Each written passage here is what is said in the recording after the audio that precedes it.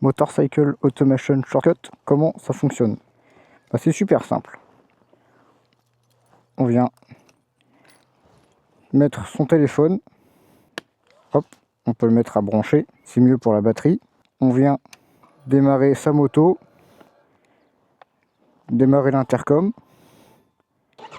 on peut la mettre à chauffer même si elle est déjà chaude, mettre ses gants et vous voyez que ça fonctionne. Je n'ai pas de bouchon d'oreille et voilà, la musique elle vient de se lancer tout simplement ici, hop, et vous voyez que le trajet il est déjà lancé.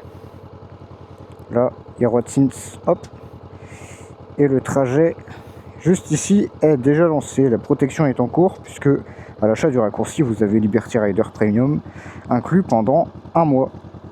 Le raccourci est disponible pour Android et iOS.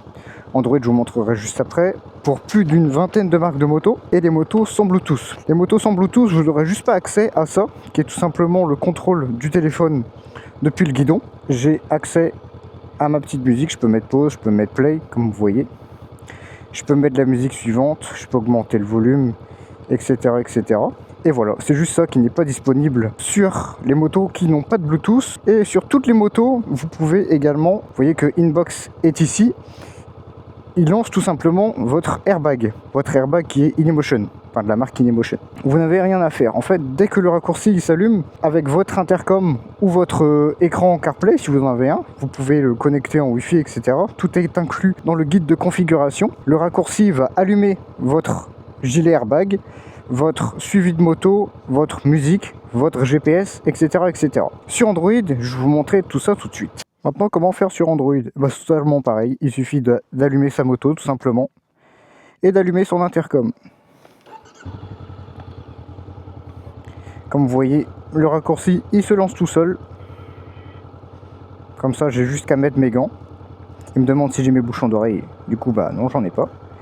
Et voilà, tout simplement. Pour le suivi de trajet avec Liberty Rider, mon appareil est en surchauffe. Et bah, il suffit d'aller sur Liberty Rider et de faire go, tout simplement. Voilà, mon appareil est en surchauffe, du coup c'est compliqué, mais comme vous voyez, je mets une petite vidéo à l'écran. C'est totalement possible de le piloter tout simplement avec le tableau de bord, si on a une moto avec le Bluetooth embarqué. Et au niveau de l'airbag, comment ça fonctionne? Bah, c'est comme sur Liberty Rider, il suffit dans InMotion.